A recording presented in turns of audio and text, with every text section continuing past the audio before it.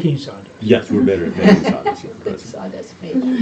And there are a number of repetitive small tasks like, oh, you put this clip on in this way. Now there are 44 of those. Right, right. So you have a shop vac up there? Yes. Here. Shop vac. We'll just ask hardware questions.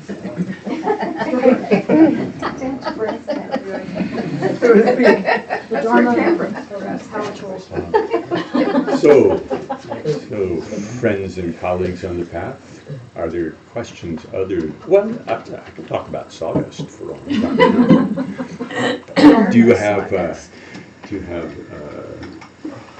any questions to bring up?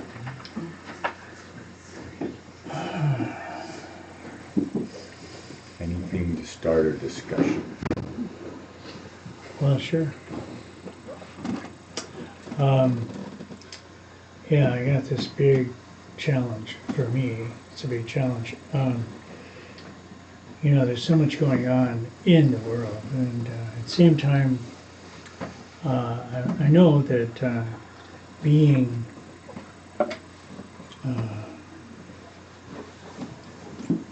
that the inner work is most subtle and most powerful. And yeah, it's sort of like, okay,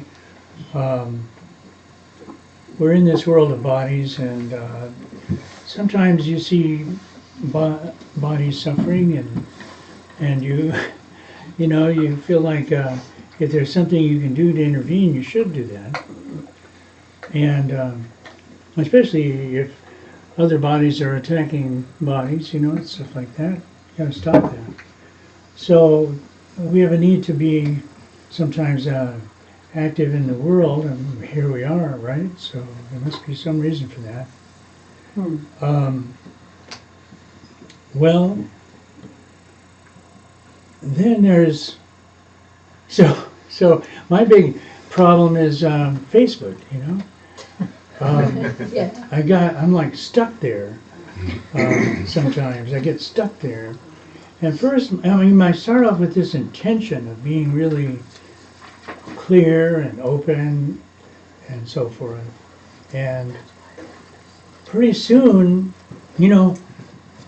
people that seem to like what I post and understand what I'm saying are just taking sides and bickering. And I just don't want to be there for that. But it doesn't seem to be much else there. It's like, well, that's the nature of the world, isn't it? So I want to be of help, and I don't want to get stuck there because it just seems so, just being part of the problem. I just don't know exactly. I need help.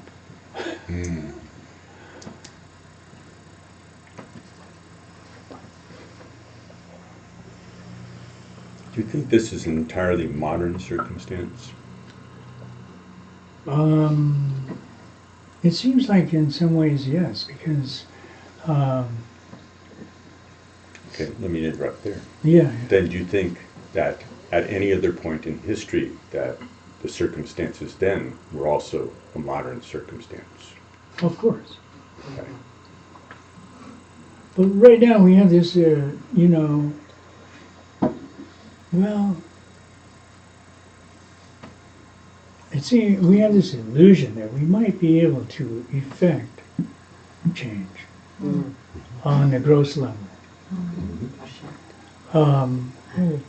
And it's probably not true. It's probably always been going on like this and always will at that level. It's pretty, it's pretty dense, pretty slow, pretty locked in.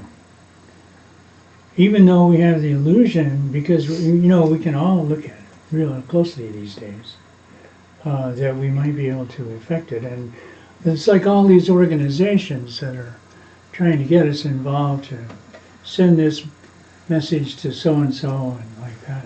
And they inform us how effective we've been over the past, we got this bill passed, and so on. And so all that is really beguiling. It is. Yeah, this is the reason I asked whether in past eras, whether this was, whatever they faced was also a modern circumstance, was partly just to create a little sense of context. Because I don't know when the word modern was actually invented, but I know that around the term, the beginning of the 20th century, that there was a huge amount of started to be a huge amount of self-consciousness about having arrived in the modern world, where basically the laws of gravity almost didn't apply anymore. And all kinds of things are possible. It's not to say, oh, it's all exactly the same as it ever was. And I think it's also not particularly helpful to say, oh, we don't affect change on a gross level, because we do. Unavoidably, we do, for better and for worse. So I think I personally think it's very necessary to understand that, to take that kind of seriously, that whatever we do, we are affecting things at a gross level. But I think it's also necessary to consider what's actually possible. There is a way in which some of the modernist conceit is that now that we've arrived in the modern world, if we'll just tweak it a little bit, and then we'll have it nailed. And that one, we're not the first beings to have had that conceit. There have been a lot of civilizations that have come along that have, in one way or another, shared that sense of now we've got it figured out. But that doesn't mean that there's nothing to do. I mean, it's never been true that there's nothing to do. It's never been true that nothing had an effect. But that's the tricky part. That's the tricky part, is figuring out what's actually possible to do, and what is actually important, what's central, and what is it that I can do. And it's very easy, particularly we have a lot of examples of stories where some one person did one thing, and then now it's gone viral, and 1 million people did this, and 10 million people did that, and it can kind of cultivate this sense of that we should all be kind of heroically impactful in the world, and that's kind of there's an illusion in that. But one of the deep pieces of the illusion is that samsara is fixable. Yeah, right. That there's actually a repair that's possible, that we will actually be able to get it right. And we have a really funny, this is my observation, is that we have a really funny relationship with this. On one hand, this belief that we're just on the verge, kind of with technology and some new something, some new.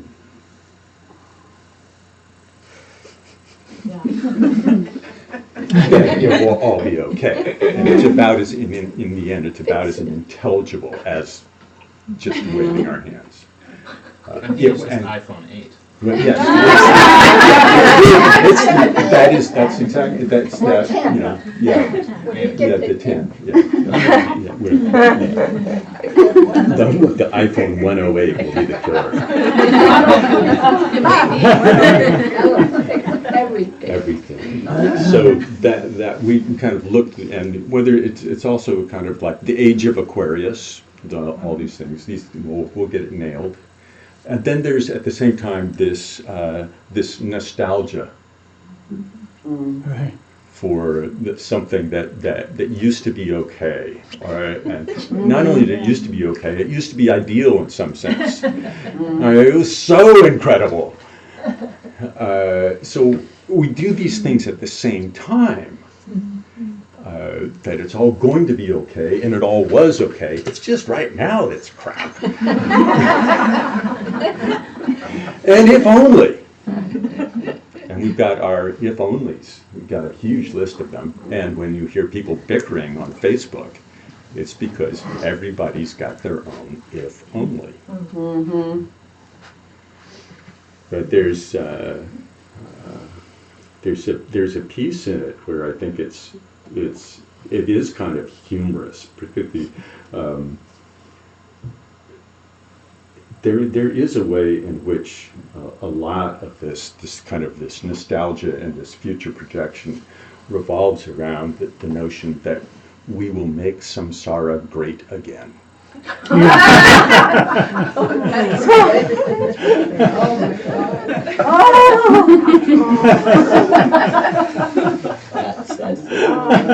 We will make samsara great again.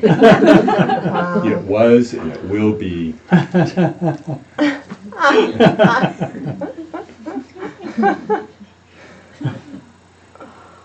So I think a little humor is helpful.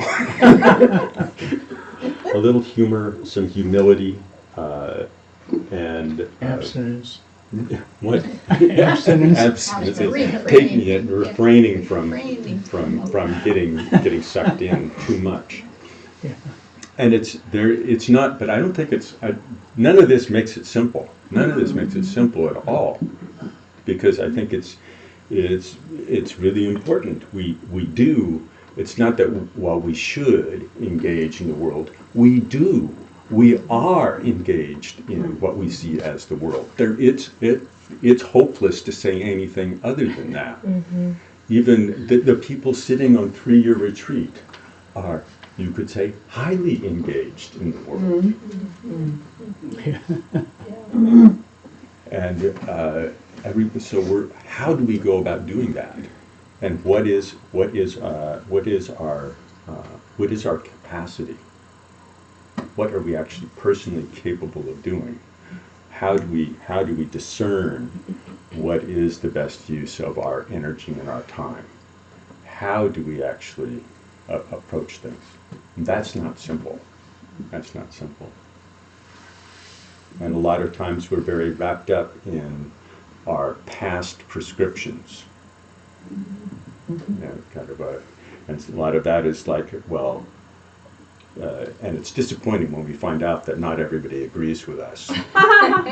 But there's a huge piece of it. Well, we're all the such and suches, the ists and the is and whatever, you know.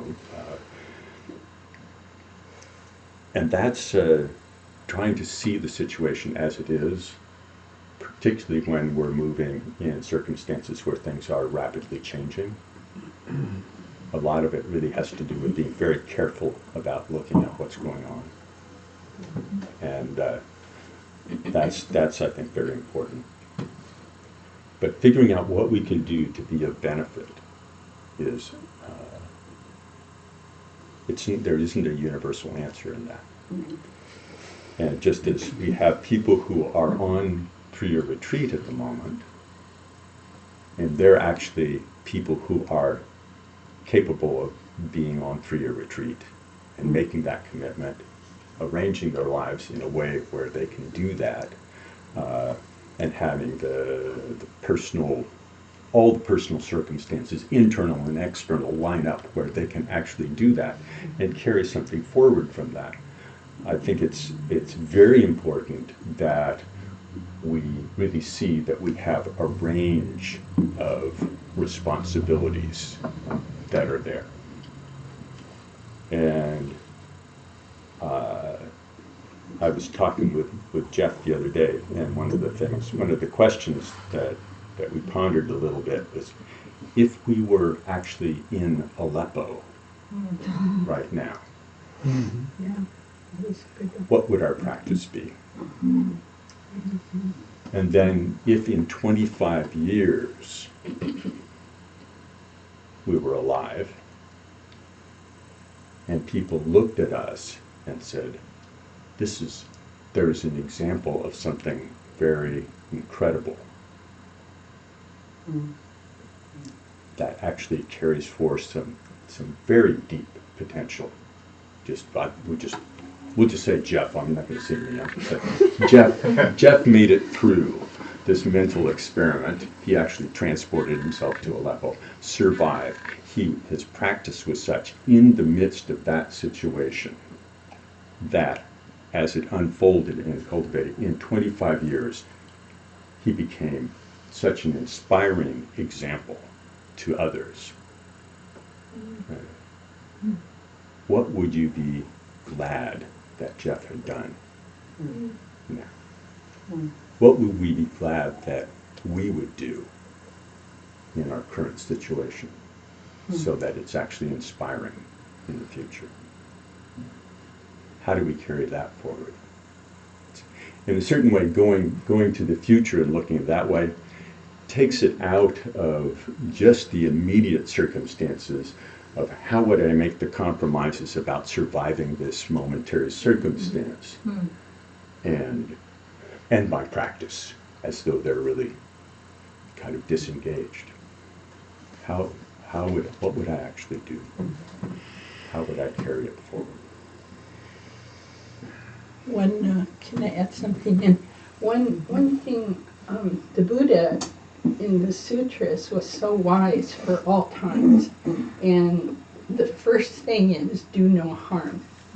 So we go on Facebook or we sign a petition where the language is kind of harsh and kind of nasty, which I try and refrain from, at least those. I do sign some. But then have we added to the harm the anger in the world, the confusion? And I think often of what Lama Michael says, don't add to the confusion.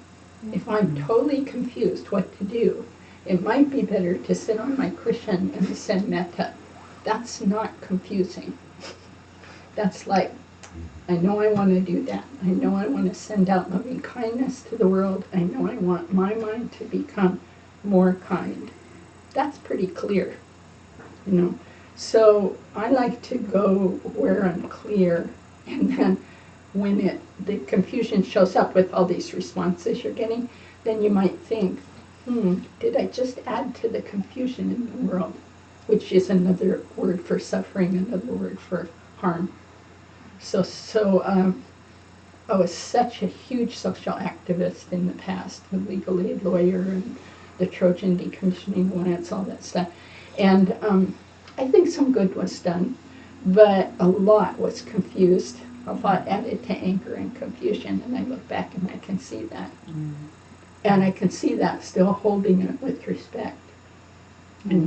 But I think that's the responsibility we have, is right up to that line that Bill's talking about. It's not easy to find, and we find it by making mistakes, and we find it by being compassionate about our mistakes. But this idea of this big ego that can go out and fix the world, that's exactly what's causing a lot of suffering, are the big egos that are going to fix everything. And we want to make sure we're not doing the same thing. They're going to fix him, we're going to fix back. And good luck. Then we'll all be in a fix. Then we'll all the suffering will continue. Yeah. Great question. There is that notion of fixing. A mental experiment that I set for myself probably about 20 years ago now was to consider Was there any solution to anything in the world Yeah. that did not become a seed for another kind of problem? Yeah, that's the refrain issue. So far I've not been able to find something that didn't actually become a setup for something else. And it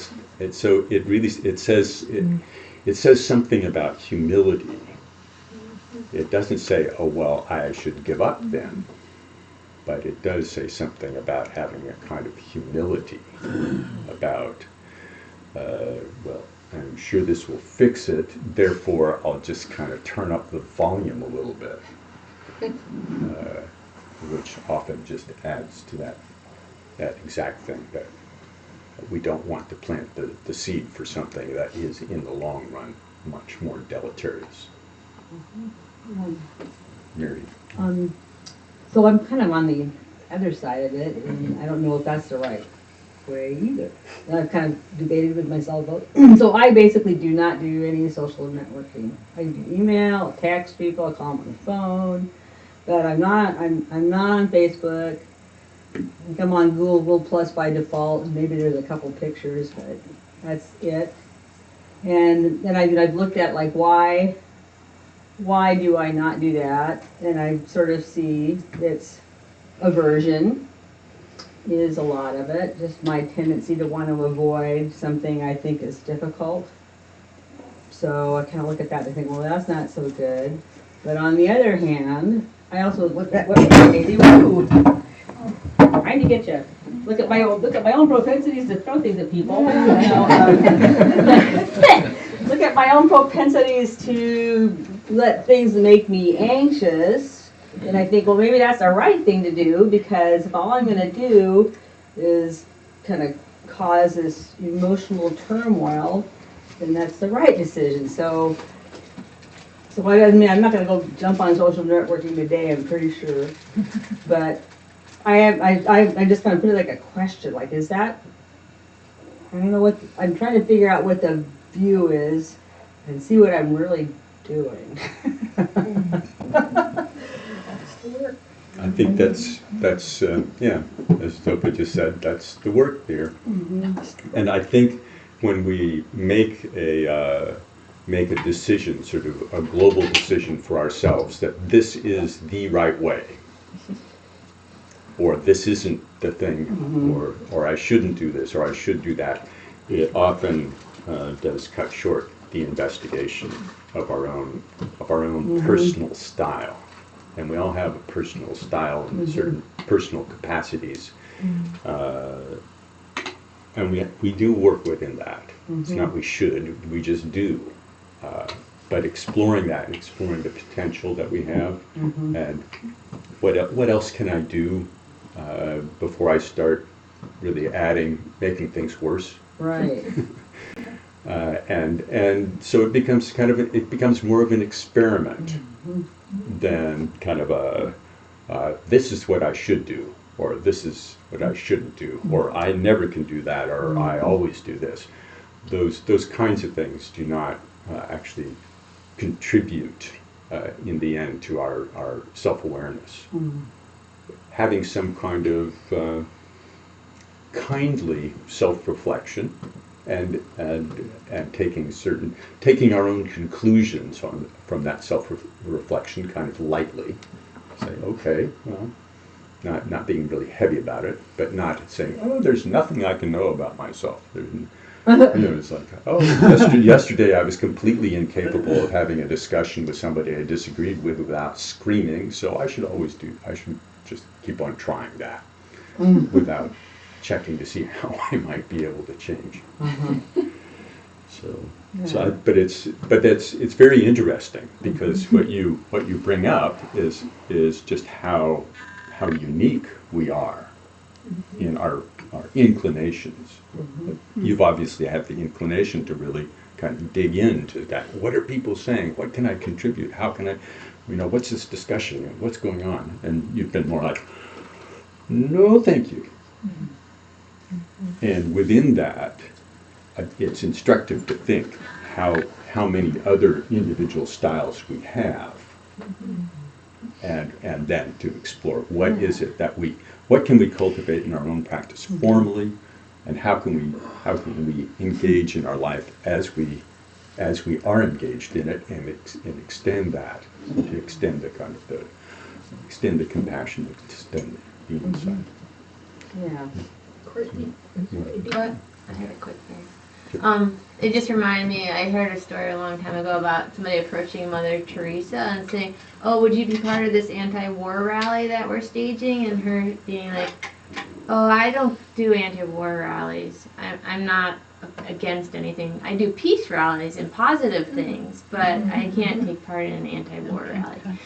So I just kind of thought that was interesting how she was very focusing on positive things.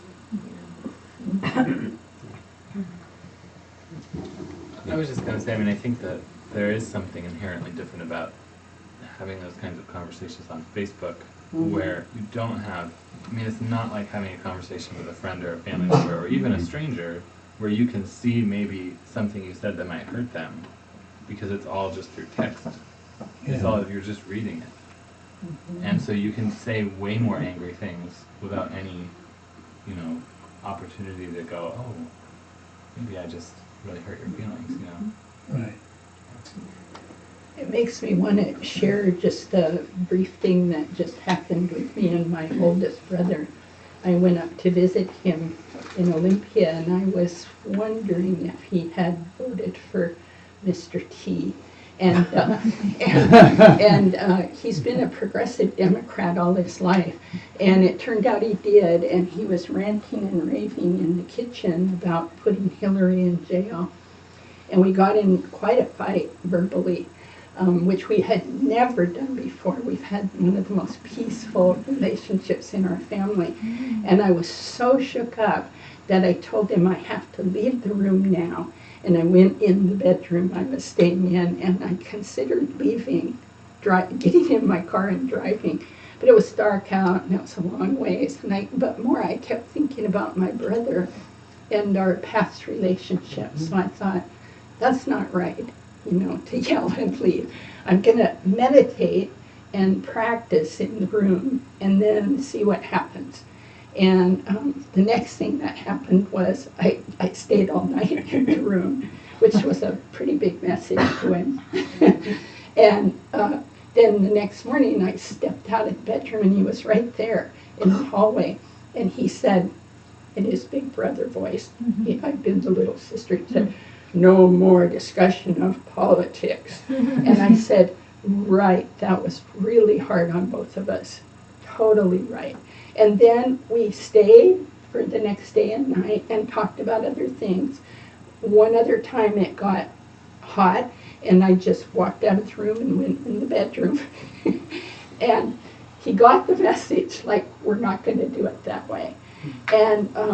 And then when I got back, and I'm referring to this thing about Facebook versus who you are right by and you can talk with, and you have to work really hard.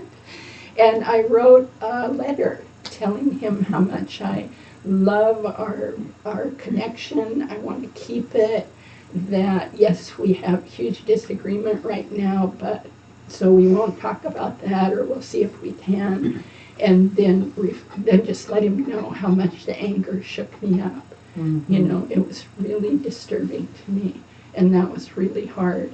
And I sent the letter. I don't know what'll happen. But to me, that was what I could do. And that felt like in between that refraining and doing something. Now, the letter might add to more confusion. This is that experiment that Bill's talking about. He may get more pissed, or it may, I don't know what's happening, But I really meditated on it and thought about it and wrote the letter and then read it and didn't send it and revised it and waited till it was quite loving and then sent it. So I feel like I did what I could now. I have no idea what will happen next. But this is the work, I think, for me, more than Facebook or petitions or whatever. This is the work. It's much harder to talk to somebody right there with all the going on. So whatever we can do that's like that might be helpful.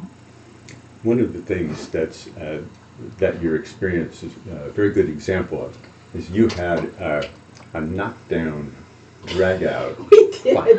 It was awful. But at some point, you made a decision that you were going to take that and then go someplace positive.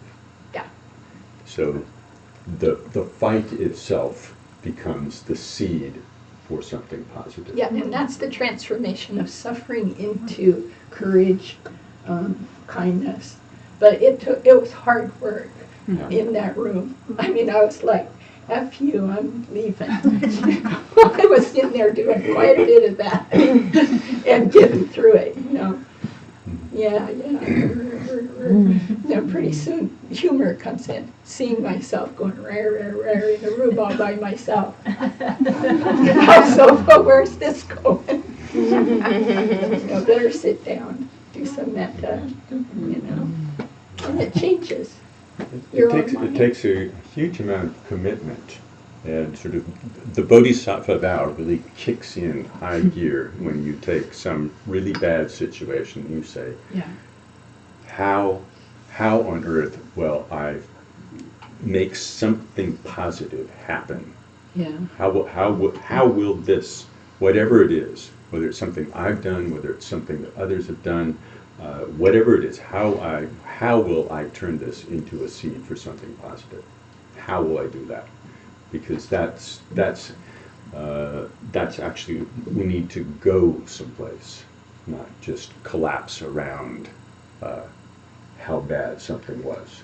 You could still be making up stories about how much worse your brother was than you even thought of in the moment. Yeah, but I love him. And But you could, but that's what I people could, do. and they That's have what people grudges do. their whole life. And Generations. And not long after, I asked him to go for a walk with me because we used to always love walks in the forest by his house, and he was like, no. And I went out for a walk, and after I walked 20 minutes, here he came, and it was so sweet. We just walked. Yeah. And So from a nonviolent communication point of view, I think one of the things that I try and practice is hearing what someone's feeling, what need they're wanting to meet. And I had an opportunity on Facebook to have a small discussion with a man who voted for Donald Trump. And that would be, a pretty reactive experience for me, but I really wanted to see, could I put this in practice? Could I just try and respond to what do I think he's feeling in this moment? And what do I think he's needing? And we had an interchange, and it wasn't aggressive. And I kept wondering, like, what would I do, if I ran into someone face to face who obviously I had a very different point of view. And so I was happy about that. But so many times, it doesn't go the way I'd like it to. And I have to have my own self-empathy. But when I think, like, what can I do? That's the thing I think I can always do. I can always try not to hear the story, but try and hear what's actually behind this story. What's someone really experiencing? What is it that they want that would nurture them and speak at that level? So that's... Yeah. Jeff.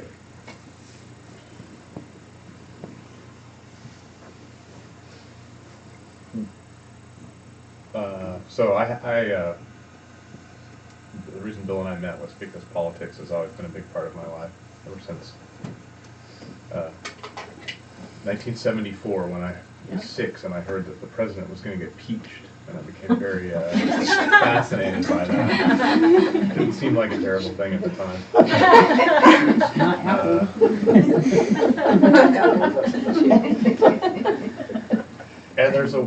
And this election for me was a big confusion bomb, like I think it was for a lot of people. Yeah. Where the election happened and an unexpected thing happened, and it led me to just not have a clear sense of anything. But there are two positive things in that. The first is that it was a strangely strong experience, which one can address in practice. So whether it's on Facebook, you're seeing these things on Facebook, or you wake up in a bad mood, or you're listening to NPR and somebody says something that in the news you don't like to hear, whatever it is, for the first time, these kind of worlds converged in a more dynamic way.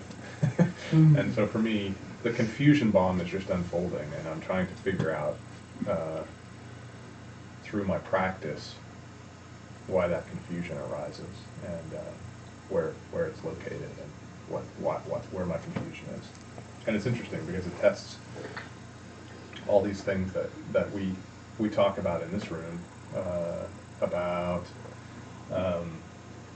the nature of all beings, the Buddha nature of all beings, our bodhisattva vows, all these things contrast my experience in that confusion bomb. The other cool thing is we often intuit this thing about interdependence, this connection that we have with other people, but it's not so obvious. But when an event like this happens, whether you're in Oregon or Washington, D.C. or Arizona or Bombay or Moscow, you feel this connection to all the people because this big thing has happened, and all the discussion that we're having, all these interactions we're having with other people, all these relationships, we had this experience, this thing happened, and we all had this experience, and that the dynamic quality of it, the electric quality of it, is that interconnection that we all have. We all felt that something was going to happen. I think about the people on 3-year retreat who are hopefully unaware this is happening, and from them, November 8th comes, they get up in the morning and it's cold outside and they do their practice, and then November 9th comes and it's cold outside and they do their practice. And fundamentally nothing has changed. The thing that has changed for the rest of us is this human activity of interconnectivity that has created this confusion bomb. So you can really feel it. You can feel that connection throughout the world. And that is somehow very heartening to me, to feel that we are connected in this way. So I don't have any kind of clarity about my confusion, but those two things came up in this sense. I just want to make an observation too, real good, and I think everybody has this when they see people.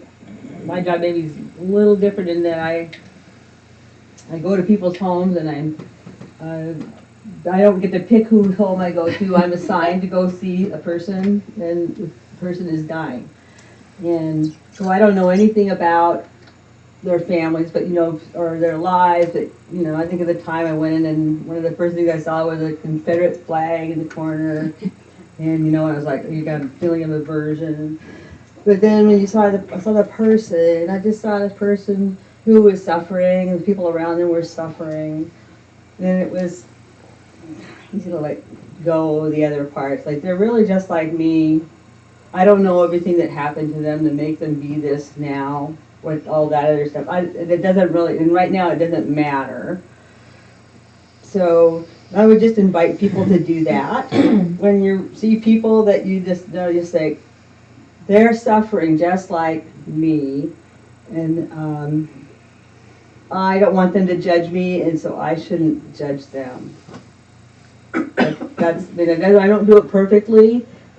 It's not I go out and live somewhere, I'll think, I would never associate with somebody like that. But that's even then, it's like, I know that that's fishy, that thinking isn't right.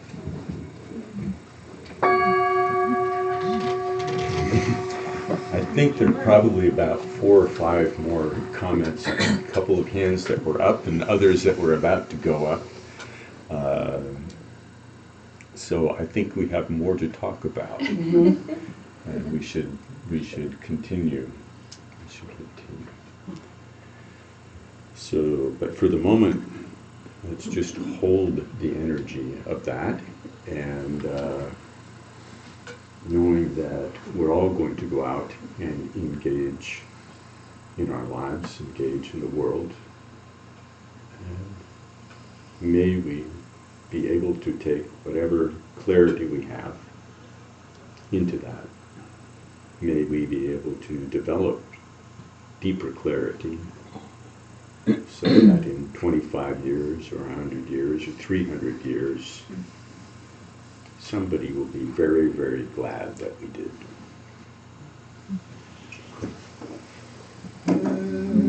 As virtue may I quickly realize Mahamudra and establish all beings without exception in this state.